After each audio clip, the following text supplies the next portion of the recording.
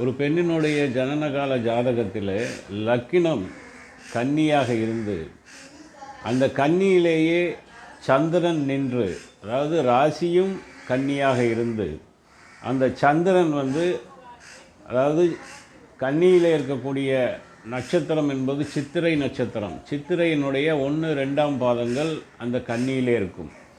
அந்த கன்னியில் இருக்கக்கூடிய அந்த சித்திரை நட்சத்திரமான செவ்வாய் சாரம் பெற்றிருந்தால், அந்த சந்திரனாவது செவ்வாய் சாரத்தில் நின்றால், மேலும் செவ்வாய் அதே கன்னியிலே நின்று செவ்வாயுடன் இணைவு பெற்றிருந்தாலும் அல்லது செவ்வாயுடைய பார்வை இருந்தாலும் ஏதாவது ஒரு விதத்திலே செவ்வாயினுடைய தொடர்பு ஏற்படுவது. செவ்வாய்க்கு 4, 7, 8 ஆகிய 3 பார்வைகள் உண்டு. அதன் அடிப்படையில் பார்க்கும் பொழுது 4ஆம் பார்வையாக சந்திரனை பார்த்தாலும் சரி, இந்த செவ்வாய் பகவான் 7ஆம் பார்வையாக சப்தம பார்வையாக மீனத்தில் நின்று பார்த்தாலும் சரி, அல்லது அந்த செவ்வாய் பகவானவன் 4ஆம் பார்வையாக மிதுனத்தில் நின்று அந்த கன்னியை பார்த்தால், சந்திரனை பார்த்தாலும் சரி, அப்பவும் அந்த பெண் மனம் சலியாது உழைப்பவளாக, வேலை செய்பவளாக இருப்பாள். மனம் சலியாதுன்னா எவ்வளவு கடுமையாக அவளை உழைச்சாலும் சரி, கொஞ்சம் கூட சோர்வில்லாமல்